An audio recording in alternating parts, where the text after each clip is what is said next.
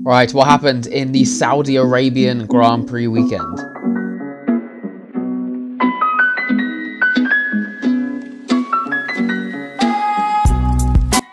Hello everybody, welcome back to XRS Plus, the official podcast for X Racing Series. I have no excuses. Actually, I do have excuses. I'm busy, but it is a late one. It is a late episode for last weekend's racing action. As an apology, I hold my hands up as an apology. This weekend's Abu Dhabi one should be coming out in normal time and in good time. However, and I'm going to advertise this early on, okay? Just so everyone knows, everyone watching the podcast better be listening right now. We, of course, are in round 15 out of 16. We've just done. By the time you're watching this, you'll be in round 16. It'll be in the finale. Like, as recording this, DIV4 is today. I'm very, very excited about it. I'll be talking a lot about the battle between Blake and Melvin later on this evening. But, yes, in terms of the podcast, so Abu Dhabi, the weekend roundup of Abu Dhabi will be coming after the final race weekend. Then it will be a double trouble little duo of videos. The first one coming out will be me and Raven West, the owner, will be returning face cams on to react to the predictions we made at the very start of the season. There's been so many new faces in the league. There's been so many changes that so many of these predictions are going to be wrong. But it's okay. We're going to react to them anyway. And it'll be very exciting. In that video, and also, by the way, I will just mention, there's a chance we're going to try and make it work. We're going to try and do it live. It might not work. We're going to try and do it live. We're going to try and work a way to do it live. If we can't, it will be another video like this. That's okay. We'll do what we got to do. However, yes. So the first video after Abu Dhabi, after the round of Abu Dhabi, will be looking at the predictions, having an overview of the season, how fantastic this first season has been, because it has been unreal. And we will also be, ladies and gentlemen, in that video, we will be revealing Season 2's calendar.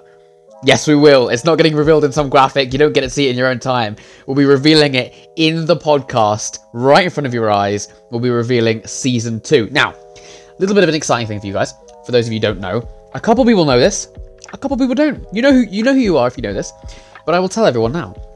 We've decided in XRS, we can't go normal. Nothing we do is normal. We don't use tiers, we use divisions, you know what I mean?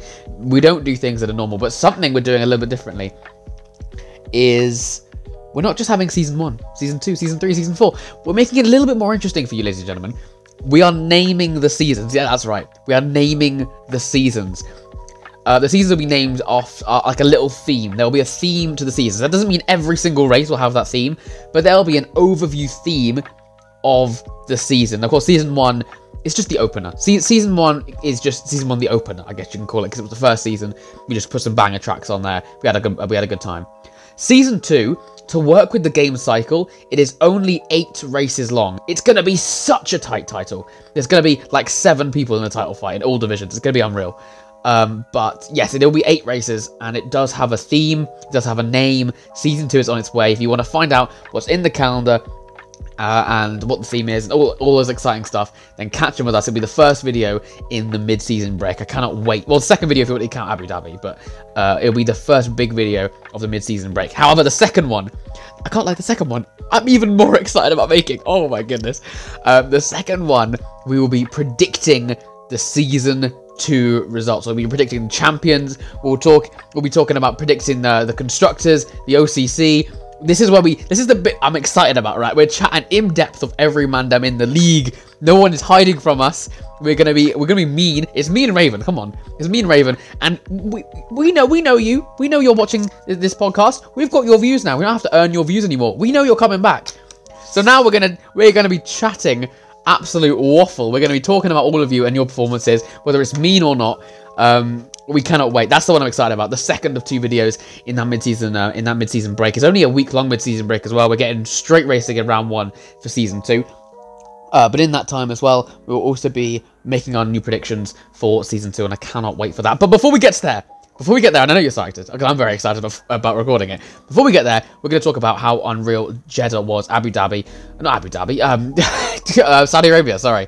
Round 15, Saudi Arabia. Of course, we're staying in the Middle East for Abu Dhabi next weekend. However, we are going to return with this race weekend, and we're starting with Division 4. Why do I start with this race? What a race it was, but where are we starting? Well, I'm actually going to start with Driver Loser. I'm just getting the stats up on my screen. My Driver Loser 100% is Dan. Dan drove an absolute blinder of a race. He had an enormous gap, was dominating from pretty much start to finish after starting on the front row. And a late safety car came out, and he got clipped with another incident with Blake and finished 8th. He lost his first win. He lost his first podium. It's been a real tricky season for Dan, considering where we saw him last season in KRL. So I'm really excited to see what he can do next season, where he can do when some of the top competition is kind of taken out, and the championship is on the cards for everyone in 8 races. Realistically, you just have to get a couple of good results, and you're up there in the top 5. So next season's gonna be a new Dan, I'm sure, but this one is a real it's a stinger for him, I'm sure. Abu Dhabi's gonna be on his birthday, so hopefully birthday wishes can bring him a good result for the final race. My driver winner has to be Melvin. Unbelievable. How has he revived this? How has he revived this title fight? I don't know. Started 14th, finished 1st, beat Blake, who finished 3rd.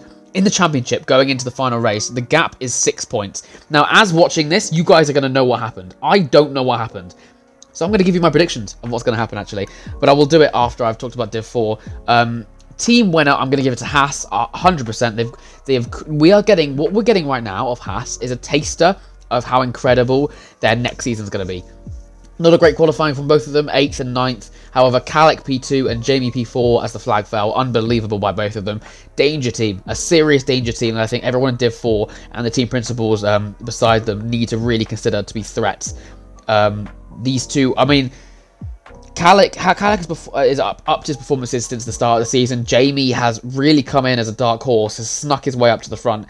I think with, like I said, the competition going down. I mean, if you take away the people that are getting moved up, that's a 1-2 in that race. That's 1-2 performance right there. It's a worrying thing, I think, for next season. That's going to be a bag load of points if Haas can clip this all together.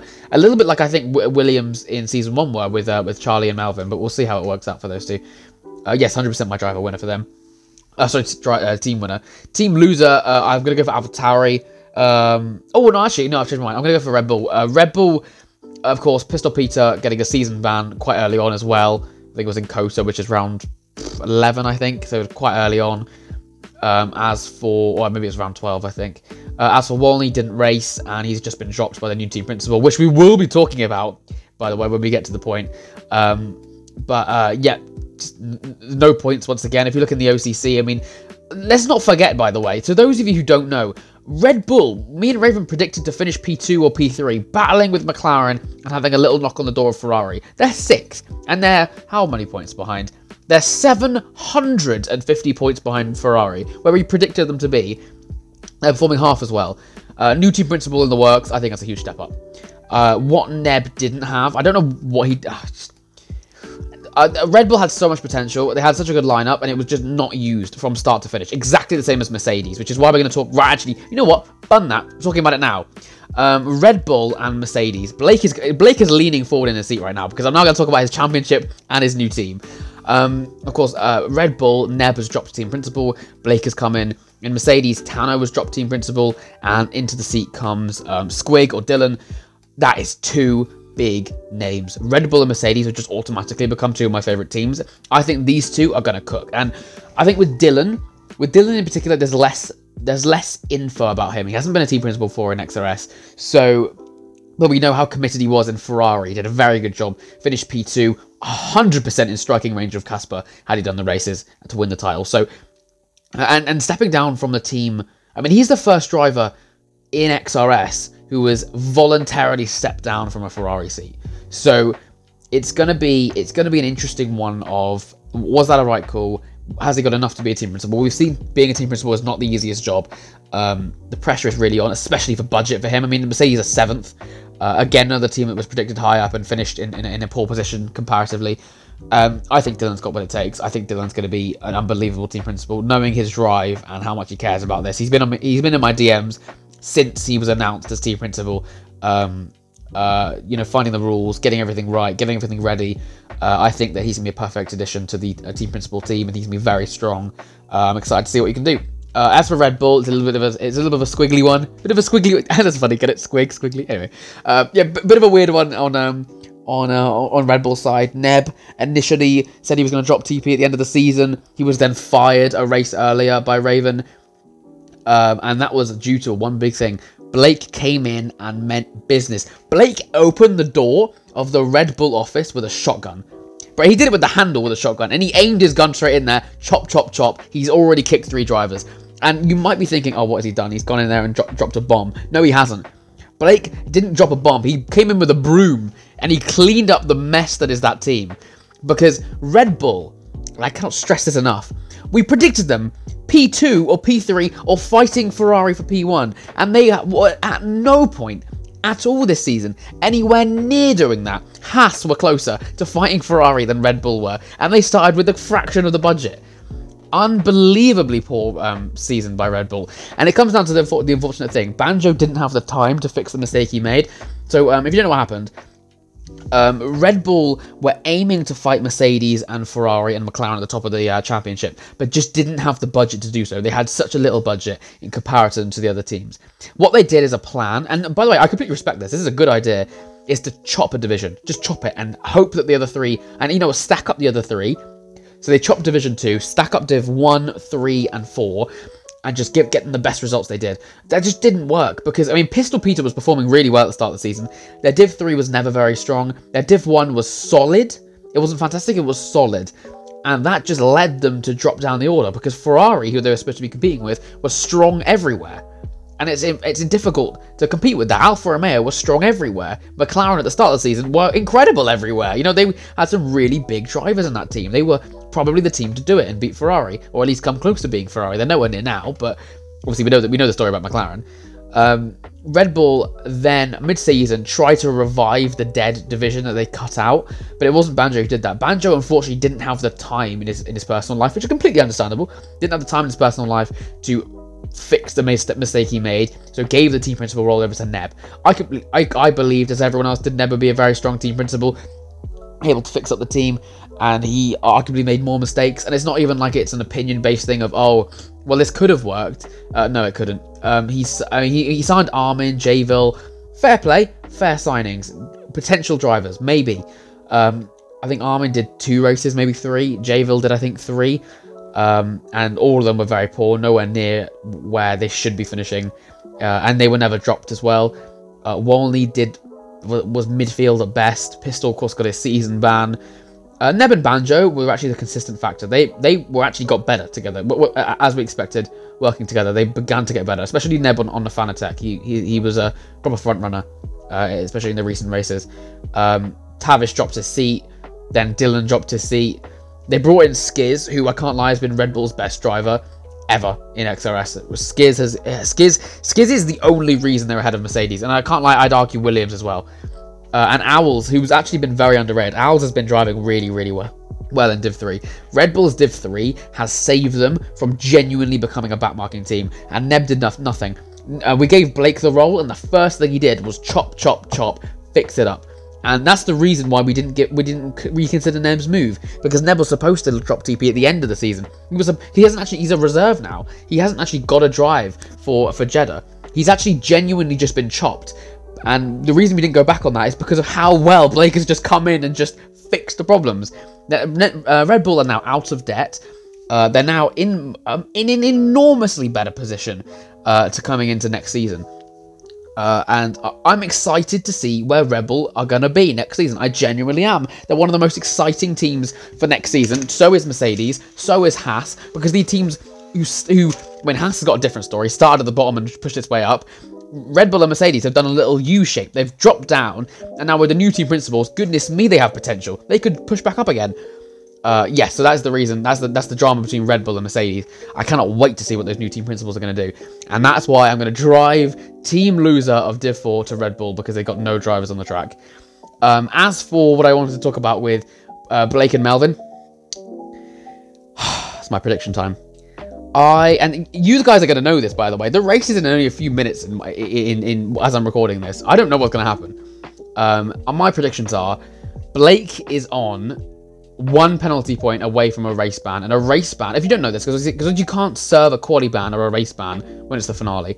So a quali ban, oh, excuse me, I've gone burping. I always burp when I'm recording. A quali ban is translated to 20 seconds of penalties. 20 seconds! And a race ban is translated to 40. What this basically means, if Blake touches, doesn't even go over the line, doesn't even push a little bit of a maybe a bad move. If he even touches it, Melvin will report him. And if he gets a 40-second penalty, he loses the title. I can't lie, Melvin just has to exist. Melvin doesn't even have to win the race. The gap is, what's the gap? Is it 6 points? I feel like I just said it. I think it's 6 points. The gap is 6 points. Melvin doesn't even need to beat Blake. If Blake makes a mistake, the smallest mistake, if he cuts the pit lane, if he, I don't know, if he abuses track limits in quali, if he blocks someone in quali, if he just taps someone and makes a pass, if he taps someone and gets 3 seconds and 1 penalty point, he has lost the title. Do you understand how ridiculous that is? That a 3-second penalty loses him the title. My predictions is that Blake will make a mistake. And I don't want to say, I have to, you know what it is? No, I don't need to be, I can be biased, because as a commentator, I'm pretty unbiased as a commentator, I'd say. I think I'm good. But as a podcast maker, I'm going to be biased, and I'm going to say it here first. I want Blake to win. I do want Blake to win. Nothing against Melvin. I wanted Blake or Liam to win, because they're more involved in the league. They're faces in the league. Liam's in the league and chatting in chats, even after being season banned, all the time, on the daily basis. Blake's an admin, and he's a very good admin at that. That's the reason I want Blake to win. Blake is my boy, he's my mate, but I'm so worried that he's going to panic. Because it's not even like it's on purpose. If he just panics and just taps someone, gets reported for 1 penalty point, he's in the bin. That's the end of his title. And I'm just worried. Just one mistake. And it's nothing against him as a driver. It's the fact that anyone could do that. Anyone can make one mistake. Even the most consistent drivers can make one mistake. He might have even lost the title. If he's not on attendance right now, I'm checking it. You know what I'm going to do? I'm going to check it. If he's not on attendance right now, then ladies and gentlemen, we can announce Melvin as the champion. I'm actually going to check it. I'm going into the thing right now. Hang on. He better be on attendance, otherwise we're going to have issues. Where's Blake? Blake's on attendance. Okay, so the title fight's still on. Okay. I don't know what's going on right now. Blake or Melvin, if you're watching this, you're either cheering or you're crying. You guys know whether you won the title. I don't know yet. I think Melvin's going to win. But I'm rooting for Blake. I'm rooting for my brother, Blake. It's going to be interesting, because you guys know and I don't. Anyway, we're 17 minutes into this podcast, and I've only talked about one division. Let's move on. Right, Div3. I'm going to shoot through these, because we've been here for so long. Goodness me. Driver winner, MCL. Incredibly well managed. Very quick driver. On a controller as well, around Jeddah. Won by an enormous margin. Completely uncontested. Very, very well done. What MCL did in Jeddah was what he should have done in Silverstone, and he didn't, because he made the wrong strategy call. So he deserved it. He deserved this win, I do admit. So that's fine. Well played to him. Good win. Could actually clinch P2 in the championship. He's now 9 points behind Matt. You know how ridiculous that is? How has Matt allowed that to happen? Matt was so good, and then halfway through the season he thought, you know what? I just want to get some penalties. Yeah, I just want to get some race bans. It just sounds fun. The fact if MCL actually manages to beat Matt, you know how ridiculous that is. Anyway, yes, MCL driver winner, driver loser, CGM Glass. I don't remember this happening. I never actually saw him that race, but he was serving a quali ban, I believe, and he disconnected in the game, DNF'd him. And as a victim of Kota and that happening to me and me losing a win, that's so frustrating. Whether you're leading the race or whether you're last, if the game decides that your race is over, it's so frustrating. It's the worst thing in the world. So I don't know what position CGM was, whether he was behind or in front of me. I feel for him. I do truly feel for him. My team winner, Alfa Romeo. Alfa Romeo, what they've done in this race is basically revive their Constructors' Championship shouts. They finished first and fifth. Finally, Pink is actually pulling his weight. MCL once again scoring very, very well. The gap is, well, McLaren's leading. Ferrari are 8 points behind. Alfa Romeo are 16. Completely up for grabs. I mean, I think Alfa Romeo have a little bit of a disadvantage, but it's still up for grabs. If Tom can't race, so Katie's on his own. Beatty's got a quali ban, so it's actually Actually, Ferrari arguably are in the worst position. And Alpha, if they can get both their cars up at the front, they can win it. So it's going to come down to the line 100% between these three teams. Very, very exciting. Not so exciting for me because my teammates got a quality ban, but I will do the best I can. Is the most important part. Team loser I've put in as Mercedes. I'm going to have to look at the results and my notes to find out why I've done that, but it's just loading. Give me a second. Mercedes, yes, CGM, only driver on the grid. Big B didn't race, didn't get any scoring points. Kind of just a follow up on what happened to CGM. I really feel for him when the game decides that your race is over. No matter what position you're in, it's so frustrating. Because, I mean, I know you can have like a loss of heart if you're at the back by miles near the end of the race, but there is still a chance of a safety car. And the fact that there's now 0 chance when you get this DSQ'd, it sucks. That's just very disappointing. Going on to Division 2. First of all, here's my clapping. Here's my clapping for the second Drivers' Champion. Has been announced. It is my boy from Ferrari. It is the Swede of Casper. Casper Solmare, unbelievable drive from him across the season, incredible start to the season as well. Bish bash boshing podiums across the board. He started on pole here in Jeddah. It looks pretty done deal because Dylan had a bad qualifying, started 13th after getting blocked. Casper was probably on to win. I think he probably would have won looking at his pace at the end, and he got rear-ended. I'm not even going to say he got rear-ended at turn 4. Is it turn 4 or turn 3? I think it's turn 3. He didn't get just rear-ended at turn 3 by Ayu Huskar. He got torpedoed. I haven't seen the inputs. I haven't seen his on board. I can't believe that Aya actually broke for that corner. Because good lord, Casper went flying. Ended up finishing 8th. Still a championship. Probably sucks that he would have got he almost guaranteed a podium.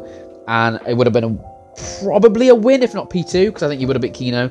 But yes, nonetheless, there's a title in there. However, Casper is my driver loser for that, because driver loser for this race. Of course, he won the season, but I'm talking about driver in this race, which is why I didn't give myself driver winner when I won the title.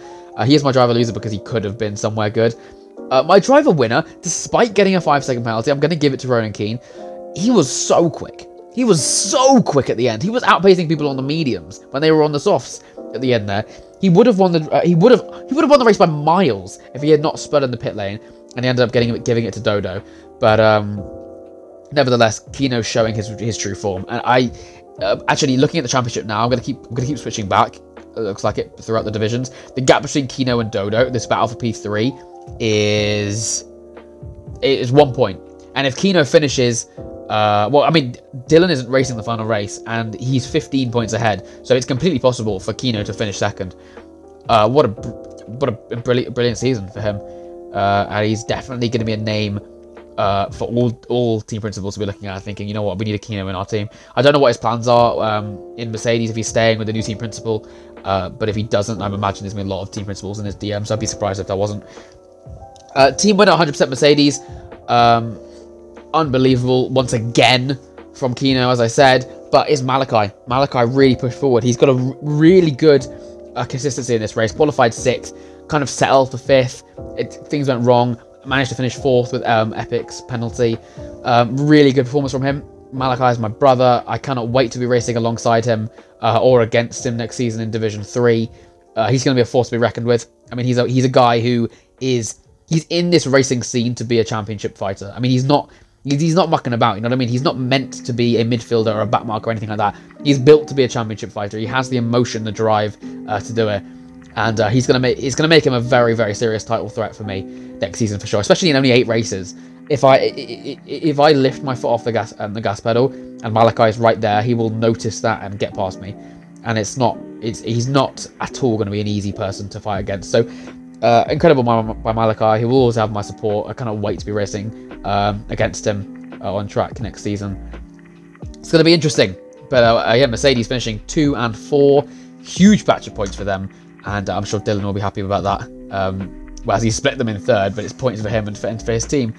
My team loser is going to be AlphaTauri.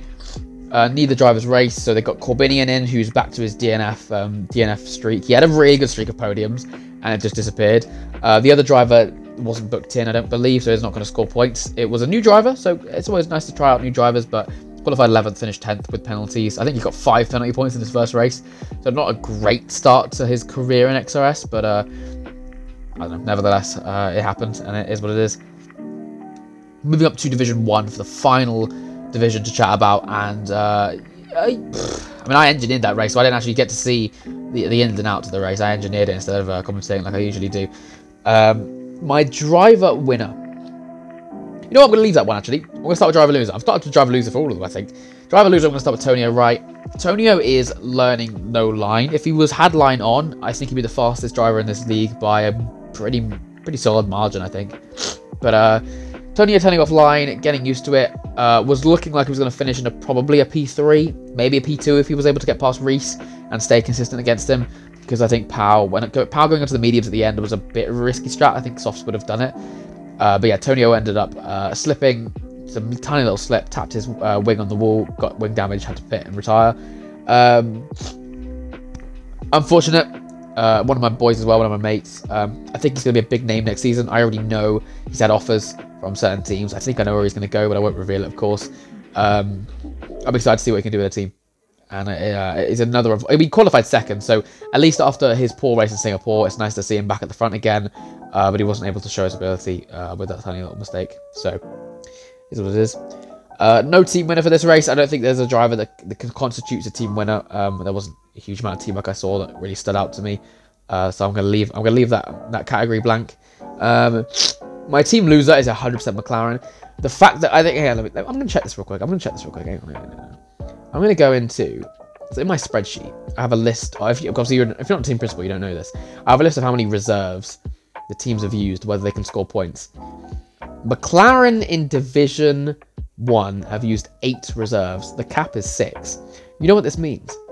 That means in both races that Tashubi raced in, they have not scored points in either of them. In Singapore, he finished second, which is good points.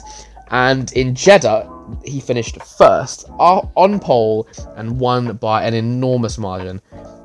He even stayed out and allowed the other drivers to try and undercut him just to go onto the softs so he could bin it and go miles away. Looking at the OCC, McLaren and Alfa Romeo going into the final round of the season, they're on equal points. Are they supposed to be on equal points? I'm pretty sure they had one gap. Oh, I don't know what happened there, but according to my screen, I mean, I thought the gap was 1 point. It was 1 point last night, but McLaren and Alfa Romeo are on equal points going into Abu Dhabi. I wonder why that is. How have they got equal points?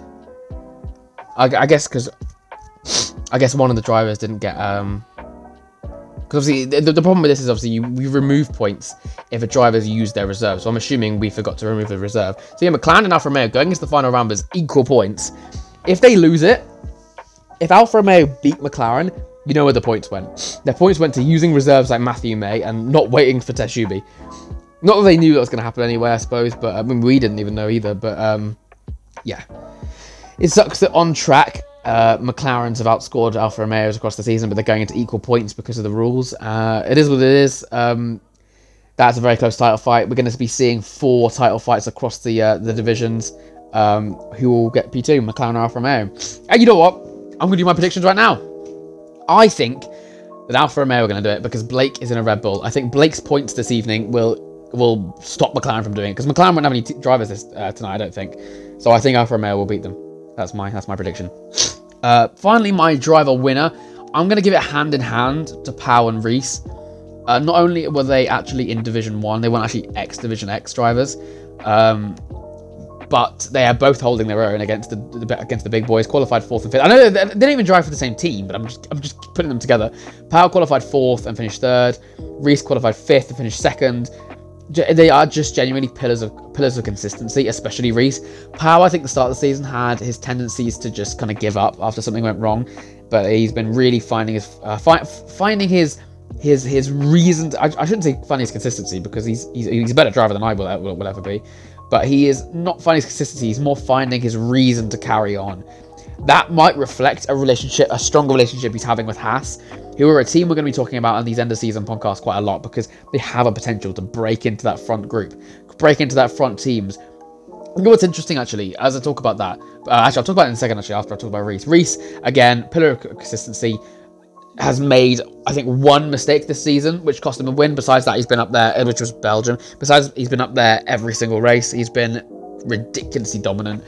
And it looks like the championship's going to go his way. Has he won it already? He has not won it already. 18 points of the gap between him and Raven. He's going to have to DNF, and Raven's going to have an unbelievable podium to win. So I'm imagining, I mean, Reese has pretty much won the title. So, yeah, fair play to him. Unbelievable drive, but I won't celebrate yet until he's done it. So, we'll celebrate, or, you know, announce it, I should say, until he's actually done it. But unbelievable by Reese. Yeah, talking about Haas, actually, I mean, it's more about the OCC than anything else. As we go into the final round of the season, Ferrari have won the OCC, McLaren and Alfa Romeo battling on equal points for P2. Tauri and Haas have secured their 4 and 5. Don't think they'll be moving in there. Red Bull and Mercedes and Williams are all within 100 points of each other. That battle for P6 is interesting. If we see a change in position from Mercedes and Red Bull, the gap just under 40 points. Williams are a little bit behind. They're 95 behind Red Bull and 56 behind Mercedes. They're going to have a very, very strong weekend to kind of impact that. It looks like it's going to be a P8 for them. But for sure, Mercedes and Red Bull will be going to the end, which should be interesting to see. Aston Martin quickly losing ground to Alpine. They'll have to outscore them by 45 points to catch up. Is it possible? Maybe. I think it's unlikely. But I think Alpine's comeback has been very much underrated because they were 200 points behind at one point in the season. The interesting thing I want to talk about, actually, is that I think it's been defined that Ferrari, McLaren, Alfa Romeo, and AlphaTauri are the front 4 teams. Haas kind of clipped onto that midway through the season. And then with the additions of Red Bull and Mercedes and their team principals and the new hard work, I believe they're going to be up at the front as well. We can't have 7 front-running teams, you know what I mean? Like, who's going to get dropped from that front group? You know what I mean? Who's going to become midfield? And I have absolutely no idea. Like, one of these teams has to come 7th and has to be considered as a bottom midfield team. And one of them is going to have a shocker, or at least a couple of them are going to have a shocker and not predict. Because I can't predict every team to finish P1 or P2 or P3. So we're going to have this incredible situation next season where 7 teams are predicted to finish at the front. You can't have 7 teams at the front in the 10-team championship. But yes, ladies and gentlemen, enjoy the race tonight. Enjoy Abu Dhabi, the finale. Put your feet up after, because we all deserve a rest. But well, I won't be resting. I'll be getting ready for season 2, because there will be 2 banger podcasts coming on after Abu Dhabi. Good luck to everyone in the finale in your own title fights. Whether you're fighting for P1, P7, P9, or P15, every single point is important, and I wish you all very good luck. Thank you for making the season as incredible as it has been, and I will see you all in Abu Dhabi.